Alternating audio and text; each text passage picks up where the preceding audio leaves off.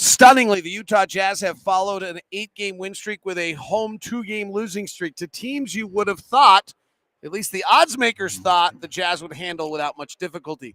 What has happened? How concerned should we be after the Jazz lose to the Wizards? It's all coming up next on POSTCAST. David Locke along with Ron Boone as the Utah Jazz fall to the Washington Wizards in a surprise. Like, let's not kid ourselves. This is one you thought the Jazz, after blowing them out by 30, after the Wizards had lost 8 of 9, after the Wizards lost by Phoenix by 20, to Sacramento the other night, to Denver, that this was not a team in a mental state that could come in here and beat the Utah Jazz. You know, as we are broadcasters, I was feeling pretty good about our team, ourselves, that about exactly going forward, for the month of December anyway, that the Jazz were playing well enough that to the point where maybe they could run the table, for the month of December. But, boy, things like this happen. I've been in this business a long time as a player, and, sometimes you just lose it. But there's a reason. So I think the Jazz need to find that out. And they only won one quarter here tonight against a team that they just beat 7 days ago. So what did Washington – let's start on the Jazz. The Jazz had a really bad offensive night, which we have not had in an awfully long time. The Jazz have generally been able, no matter what the adjustment that's thrown at them, is they've had the ability to have an answer. Tonight, what Washington did is played, first of all, Gafford and Whiteside and Gobert dominated Gafford and Harrell last time. And they didn't let that happen this year. They helped him out. They switched. They when they played drop, they played a little differently. And the end result was that Gobert and Whiteside, instead of having the mammoth night they had the other night, ended up with Gobert went 4 for 4, Whiteside went 1 for 4, and they were a non-factor.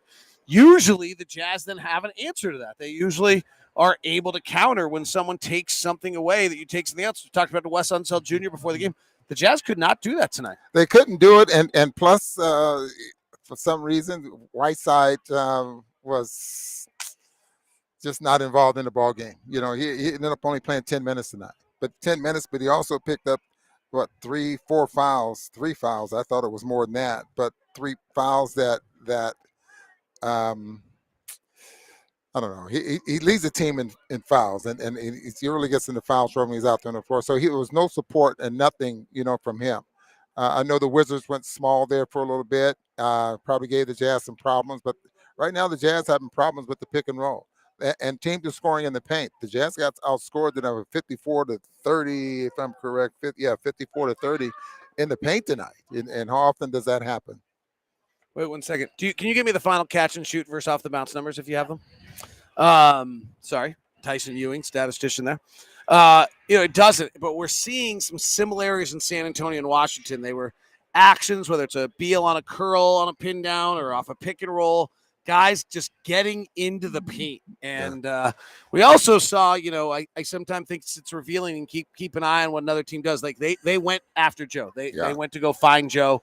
Frankly, San Antonio went after Rudy Gay. Yeah.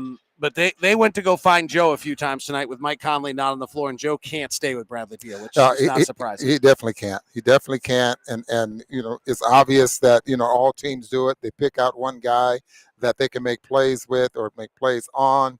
And they put them in the pick and roll. I mean, they put them to the point where there's a mismatch, and you have great players, Bradley Beal, Donovan Mitchell. You make plays off of that, and you make your teammates better by getting them some open looks. But the Jazz are going to have to try to solve this problem they have right now, because like Bradley Beal, he didn't challenge Rudy at the rim that often. He pull up, shoot the mid-range jump shot. Raul get into the paint, shoot the little push shot.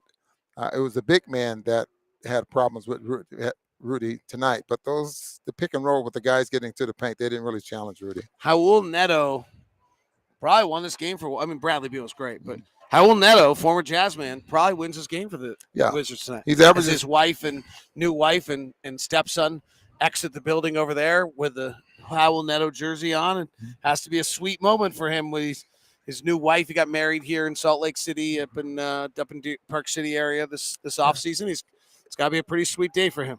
Average 19 minutes a game. Played 29 tonight. Probably could have played that many or more in last week when we played him, but those are some valuable minutes, not only for him but for the team there as well. 29 minutes, and let's see what he did: 6 for 12, 7 rebounds. How about that? And 4 assists. And a huge jump ball he won. Yeah, and a huge jump ball. Right. On that jump ball, you noticed Donovan wasn't ready. I didn't think he was ready. And I saw Donovan going over and talk to the official, like, I wasn't ready to jump. It's like, you start to jump, you want to see where I'm going to tap the ball to and who I'm going to tap the ball to. I thought that, I think it was Royce O'Neal and Rudy Gobert. So that's where you want to tap it to, those two guys, between those two. And it really didn't look like Donovan was ready when the ball goes up. Because no way Neto could out-jump Donovan. Shouldn't, at least. Yeah. All right. On the other end of the side so we kind of discussed it. Well, actually, we kind of covered it right there. On the offensive side, we just never dealt with their switching, never got going, really had a poor offensive game. We hit 6 threes in the first quarter, and then it just diminished quarter by quarter as the night went on. The Jazz ended up hitting 6 threes in the first round. They got 3 threes in the second. They got 3 threes in the third, and in the fourth quarter, they only got 2. Washington allows the fewest threes. And the Jazz, who take more off the bounce threes than anyone in the league, were 7 of 23 on off the bounce, 7 of 21 on catch and shoot. It's hard. Taking more off the bounce threes is kind of what you have to do. But 7 of 21 on catch and shoot is probably the story, because Jordan Clarkson and Bojan Bogdanovic both late in the game got wide open catch and shoot threes that they generally make, and they actually don't make over 50% of them, so that you would hope to make, and both of them missed them. I would like to see the Jazz play. I mean, they use secondary offense, and it's not even a secondary break, more now than I've seen them use since last year. Just push the ball. I'd like to see them just dribble the ball up a little faster and get into something, right away, which means Rudy's going to have to run the floor. And I tell you what I'd like to do, what we see in practice, that type of offense, what we see in practice, I'd like to see more so in the game. So the Utah Jazz fall tonight. We'll get some of your thoughts. I agree the Jazz have been giving up a lot of little 10-foot shots this year in the paint and not coming into Rudy. I think that's true. The Jazz tried to lift Rudy up in the second half to have a bigger impact on things, but it's hard when there's a guy at the rim, when the teams are flat. Teams have tried a bunch of different things, and here's what's interesting. Here's what the last 2 teams did. So a lot of teams have moved Rudy out by spreading the floor and playing 5 wide. That's what the Clippers did last year. And the Jazz have been working really hard on different systems by which Rudy then, either goes out or Rudy stays in, and they rotate out to different things. They have a bunch of new things they've put in that. The last 2 teams have done something different, Ron. They put the big right in the dunker spot and made Rudy hang on that dunker spot.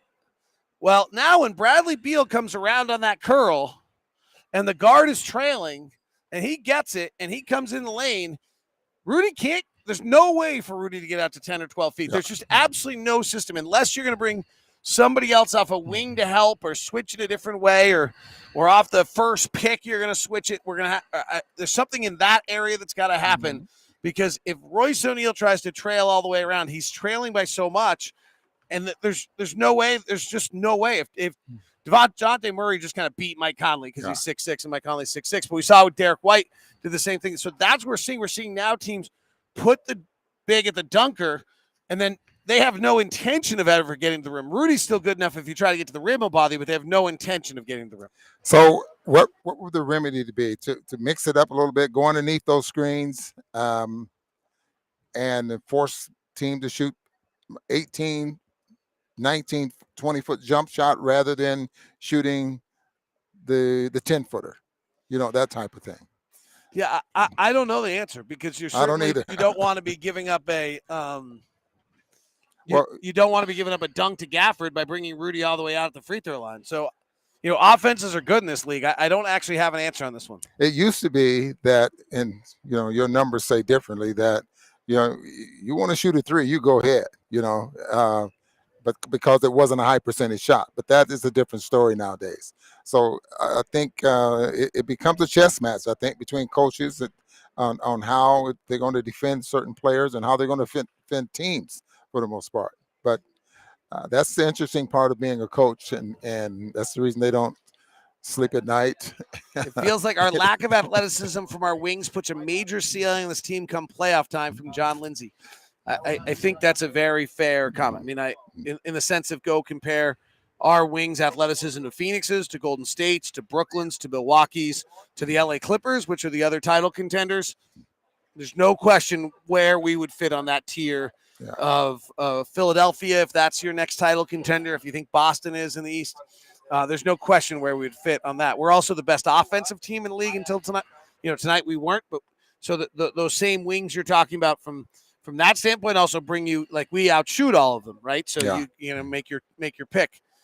We've chosen to do it with things. Landon says Ainge is going to make some changes. It would be ignorant of us to say that doesn't feel like it was lingering like there, like that. That's like, wow, here, like you put out two of your least good performances, and here's this guy with his new title sitting there watching. Trade line is 15th. Is that February 15th? Yeah. Yeah, somewhere. So he's got about 6 weeks. Long time still. Yeah, 6 weeks. That's a lot can happen, because 3 days ago we thought this team was world beaters, and now we're going to jump off the cliff. Still, David. Still the world beaters. Well, they'll get it together. I mean, we've jumped off 3 cliffs. We've ridden 3 roller coasters to the top. It's all a span of a season. Have a great one. Talk to you later.